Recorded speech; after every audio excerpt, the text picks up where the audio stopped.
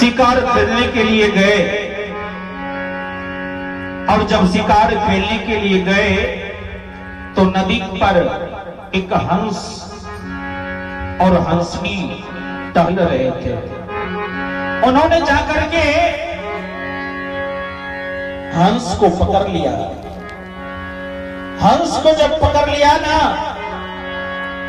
हंस आवाज लगाने लगे कि छोड़ दो मुझे, छोड़ दो मुझे। राजा नल देखा कि बड़ा अद्भुत मानव के रूप में ये आवाज लगा रहे हैं, आखिर बात क्या है। कहा राजा नल, आप यदि मुझे छोड़ दोगे तो मैं आपका विवाह रानी दमयंती से करवा दूंगा।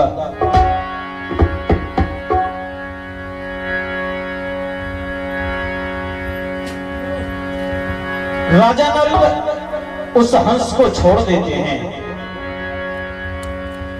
और जो ही रानी दमयंती का नाम सुने ना, राजा नल वहां से वापस अपने भवन की तरफ चले जाते हैं।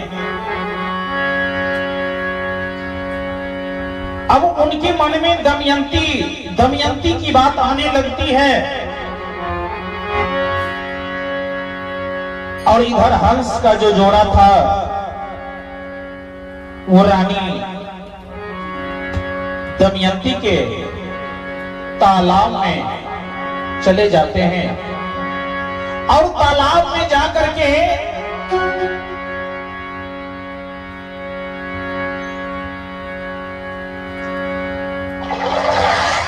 सभी सहेलियों के साथ टहल रही थी बगीचे के अंदर। वो आवाज लगाता है हंस, राजा नल, राजा नल, राजा नल करके पुकारने लगे। रानी दमयंती सोची कि इस तालाब में, इस फुलवारी में कोई पुरुष को आदेश नहीं है तो ये पुरुष कौन आ गया। जब देखा तो एक हंस मनुष्य के रूप में आवाज दे रहा है। जाकर के दमयंती वहां जाती है। हंस के पास जब जाती है दमयंती, पूछते हैं कि ये राजा नल कौन है। कहा, आप नहीं जानती हो, बड़ा ही धर्मात्मा राजा है, बड़ा ही सुंदर राजा है और ये निषाद देश के रहने वाले राजा हैं। का अच्छा, कहा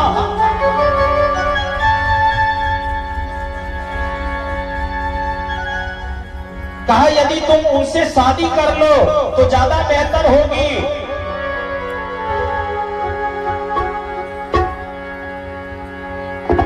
यह सोच करके वहां से हंस भागने लगते हैं। दमयंती उसे पकड़ना चाहती है लेकिन वो हंस का जोड़ा भाग जाते हैं। इधर रानी दमयंती बड़ा बीमार पड़ने लगती है। दिन प्रतिदिन उनकी हालत खराब होने लगती है। फिर उनके पिताजी जो महाराज भीष्मक थे, वो वैद्य को बुलाते हैं कि आखिर इनको क्या हो गया। कहा, कुछ नहीं, इसका स्वयंवर करवा दिया जाए। और मैं आज जो इस कहानी को आप लोगों के बीच रखने जा रहा हूं, ये महाभारत से लिया गया है। और जिस समय पांडव वनवास गए थे उस समय सुना रहे थे ऋषिवर।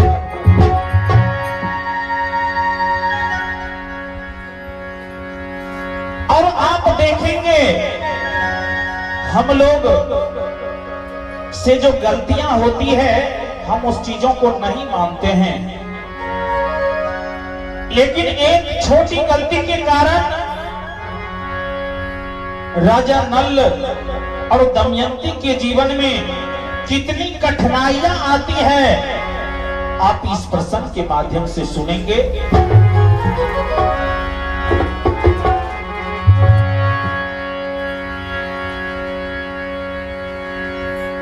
राजा नल एक तरफ महाराज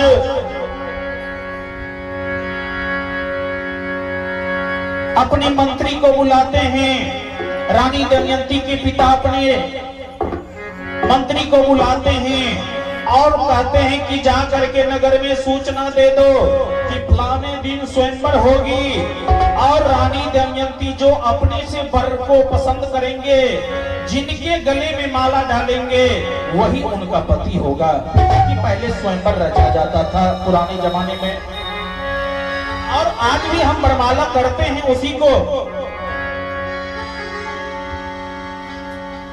संयोगवश सब के सब उस स्वयंवर में जाने लगे। राजा नल को भी निमंत्रण मिला, और जब राजा नल को निमंत्रण मिला तो राजा नल भी जा रहे थे। और उधर से यह बात कानों कान नारद बाबा के कानों में गया, और नारद बाबा जाकर के महाराज इंद्र के दरबार में उपस्थित होते हैं। वहां यम, वरुण देव, अग्निदेव और महाराज इंद्र बैठे थे। नारद बाबा जाकर के कहते हैं कि रानी दमयंती का स्वयंवर हो रहा है, क्या आपको निमंत्रण नहीं दिया है? कहा नहीं। कहा आपको जाना चाहिए। कहा अच्छा, कहा आपको जाना चाहिए था। सारे देवता जो है अब वहां से चले कि देखता हूं कि ये स्वयंवर में राजा नल कैसे उपस्थित होता है। और वहां से जब मन बना करके सारे देवी देवता चले,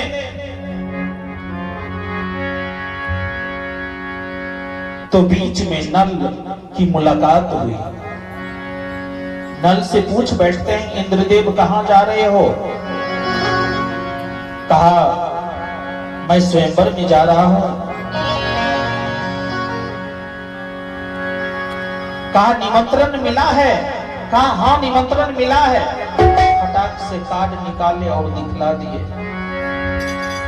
दिखलाने के बाद मन ही मन सोचते हैं इंद्रदेव कि हम तो देवता हैं, जो कहेंगे बात मानना पड़ेगा।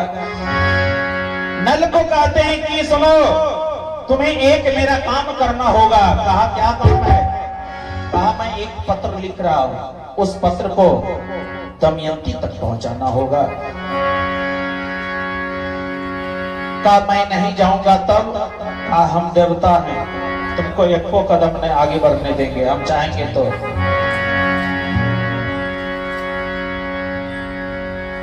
कहा ठीक है लिख करके दो। लिखे। कान खोल कर सुन लो,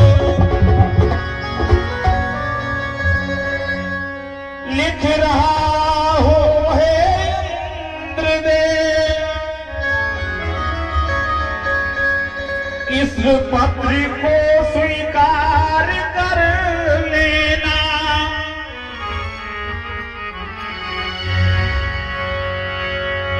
चारों में किसी एक को माला तुम पहना देना।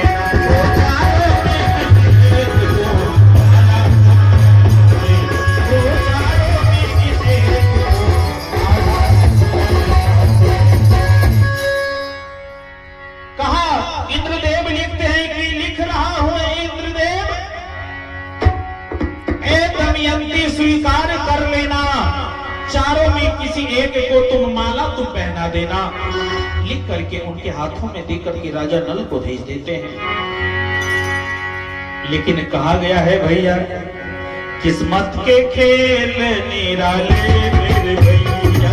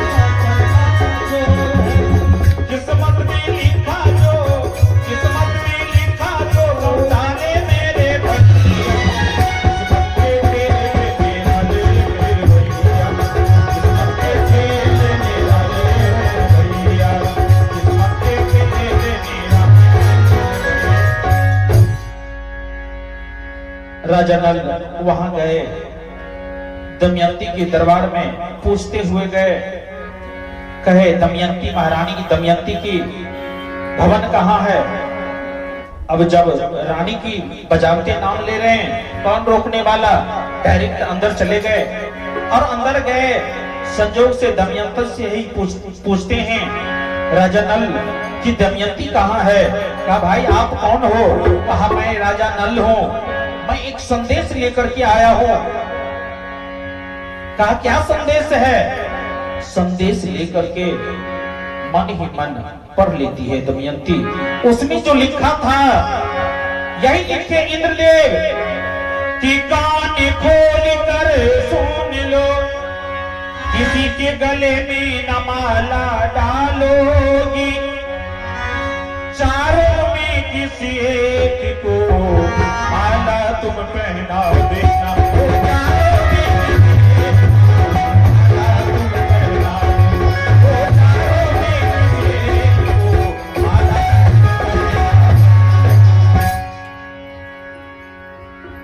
दमयंती एक सीख लेते हैं, काजल को पोंछ करके उसमें लिख देते हैं, कान खोल कर सुन लो,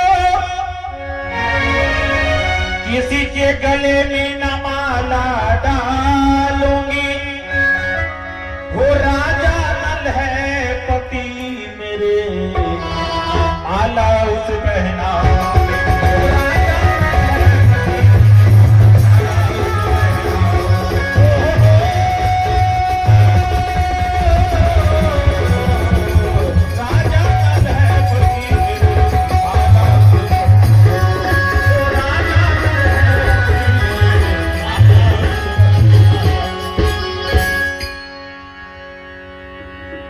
अब वहां से उस पत्र को दे देते हैं और वहां से चल देते हैं।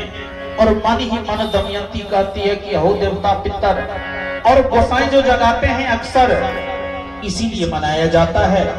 जब गोसाई बाबा अपने से विघ्न डाले लगते तब भी देते हमारा तो इंसान के। वहां से राजा नल आकर के थमा देते हैं चारों देवता में से। चारों देवता में उधर से यमराज को पहले दिए। यमराज जब पत्र को देखे ना, सोचे कि हम मेरा नाम लिखा है इसलिए हमको दिए ना। जब पत्र खोले, मने मन पढ़ करके बगल में अग्निदेव थे उनको दे दिए। अग्निदेव सोचने लगे कि मेरा नाम है। अग्निदेव भी आगे बढ़ा दिए वरुण देव को। वरुण देव सोच लिए कि अब मेरा नाम है। अब वहां से फिर इंद्रदेव को बढ़ा देते हैं। इंद्रदेव सोचते हैं तीनों में किसी का नाम नहीं है, मेरा नाम है। लेकिन जब पत्र को खोला, कहा कस करके पढ़ दीजिए ना जो लिखा था, कान खोल कर सुन लो, किसी के गले में न माला डालूंगी, वो राजा नल है पति मेरे, माला उस पहनाओ।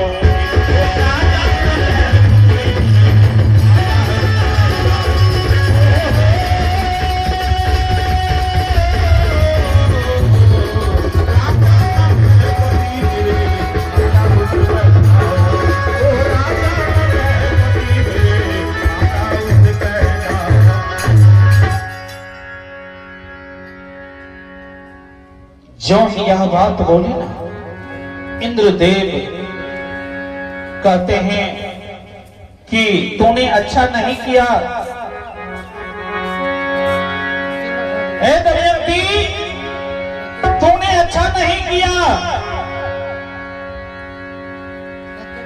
और मैं आपके यहां आऊंगा और सारे के सारे जितने भी हैं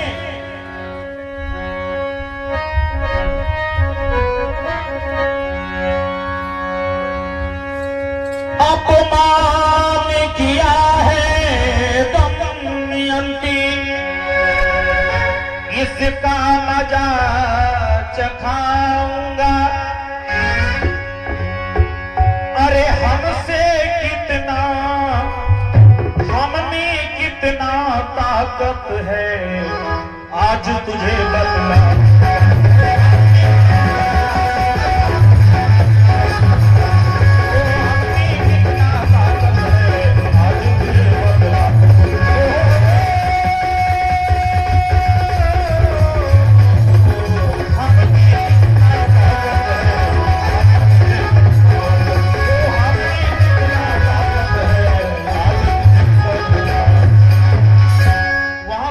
चारों देवता चल दिए स्वयंवर में, और स्वयंवर में जब पहुंचे सब के सब बैठ गए। और बैठने के बाद स्वयंवर लगी है, रानी दमयंती अपने हाथ में लेकर के माला को चल रहे हैं, आगे बढ़ रहे हैं, बारी बारी से आगे बढ़ रहे हैं। और बढ़ जब रहे हैं उधर से नारद जी आए, और जहां चारों देवता बैठे थे ना उनके बगल में सट गए, और बगल में सटे और दमयंती सामने में आई। कहा नारद जी यमदेव को कान में जाकर के कहे आप लोग बैठे हैं, कहीं अगर वरुण देव के गले में माला डाल देंगे तो फिर दिक्कतें हैं, आप कुछ कह दीजिए ना कि बंदर का मुंह हो जाए। जो ही माला डालना चाहिए उनका शकल बंदर का हो गया। समझ गए ये नल नहीं है, क्योंकि देवता ही ऐसा कर सकता है, वेश बदल सकते हैं। बगल में गए वरुण देव के पास, यमराज उनको चेहरा बदल दिए। अग्निदेव के पास गए, उनका भी चेहरा बदल दिया गया। और इंद्रदेव के पास में जब गए तो उनका भी चेहरा बदल दिया गया। चारों में से किसी को नहीं पहना है। अब राजा नल बगल में थे, जाकर के उसे माला पहना दिए।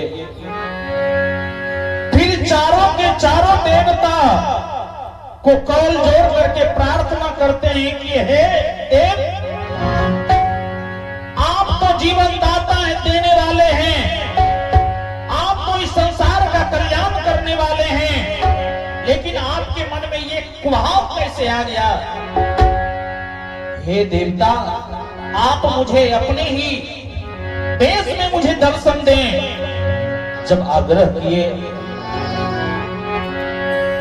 तो चारों के चारों देवता अपने देश में आ जाते हैं। और जब अपने देश में आते हैं, चारों के चारों आशीर्वाद देते हैं कि वाह रे नल, तू तो जीत गया। जहां मैं तुम्हें वरदान देता हूं, अग्निदेव कहते हैं जहां अग्नि नहीं होगी, अगर पानी में भी तुम अग्नि की व्यवस्था करना चाहेगा, जहां पर कोई माचिस की नहीं होंगे, अगर तुम वहां आग प्रकट करना चाहेगा तो वहीं आग प्रकट होगा। मैं तुम्हें वरदान देता हूं, एक बार तुम याद करना। ब्रह्मदेव कहते हैं जहां पानी नहीं होगा, सूखा पड़ेगा, जब तुम्हें पानी की जरूरत पड़ेगी आप मुझे याद करना, मैं वहां हाजिर रहूंगा। यमदेव कहते हैं कि अगर आपकी मृत्यु भी हो जाए ना, मृत्यु होने नहीं दूंगा। और इंद्रदेव भी उन्हें एक चादर भेंट करते हैं, और वहां से सारे देवता देवी देवता विदा होते हैं। और राजा नल और दमयंती का गृहस्थ जीवन अब धीरे धीरे ठीक से चलने लगा। और जब धीरे धीरे ठीक से चलने लगा, एक दिन कलयुग जो है, क्योंकि यमराज देवता लोग वहां से तो चले गए, लेकिन उस स्वयंवर के अंदर में कलयुग भी आया हुआ था। और कलिकाल कहते हैं कि चारों देवता तो मान गए, लेकिन मैं मानूंगा नहीं, हम तो मजा चखा करके ही दम लेंगे। कलयुग उनके साथ उनके घर पर चला गया और वो इंतजार करने लगा गलती करने का कि इससे जिस दिन गलती होगी, क्योंकि वो बड़ा ही धर्मात्मा राजा थे, उस दिन इनको अवश्य बदला ले ही लूंगा।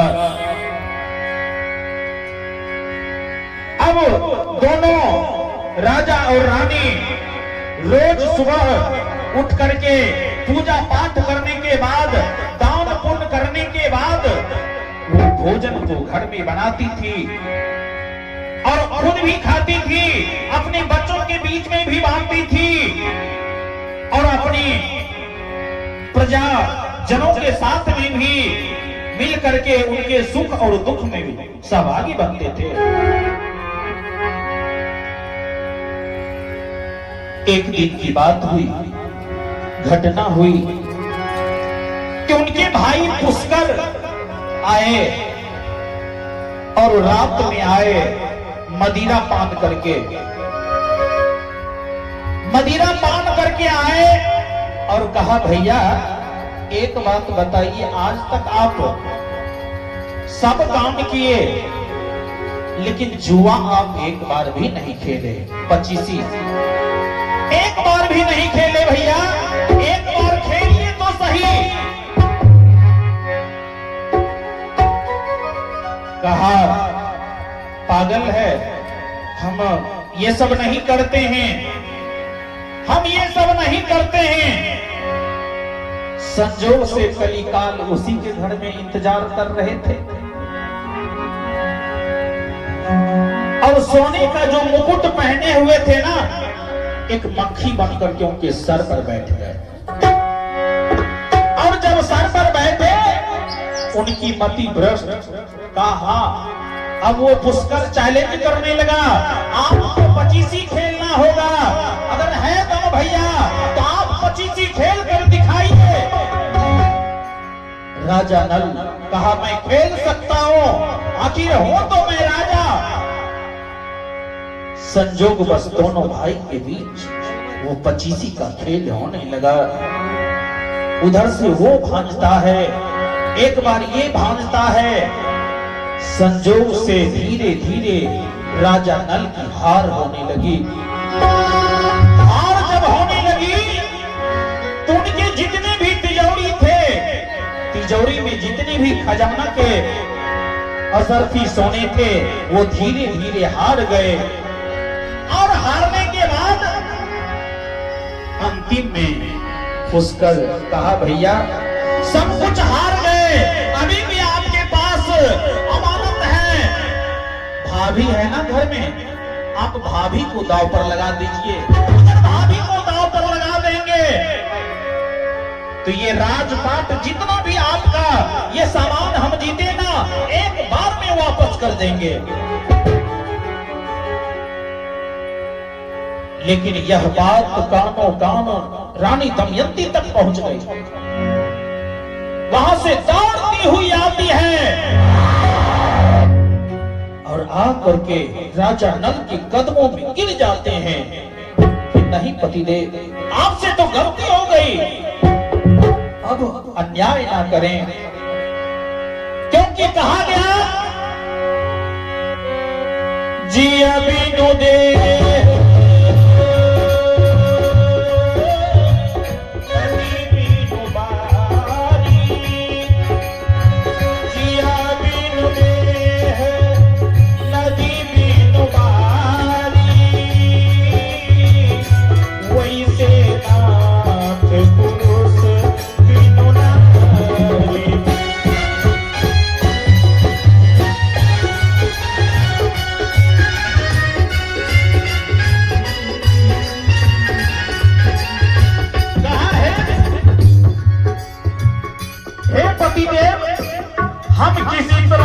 जीवन को जी लेंगे, लेकिन आप मुझे जुआ में मत हारिए। उन्होंने विनय विनती करने के बाद मान जाते हैं राजा नल। अब पुष्कर अहंकार बस कहा ठीक है भैया, आप जुआ नहीं खेलेंगे, मत खेलिए, अब ये राज हमारा है। कली काल इसके सर पर से उठ करके और पुष्कर के सर पर बैठ गए, क्योंकि उन्हें तो लेना था बदला। अब इधर से उधर जब गए, अब वहां से राजा नल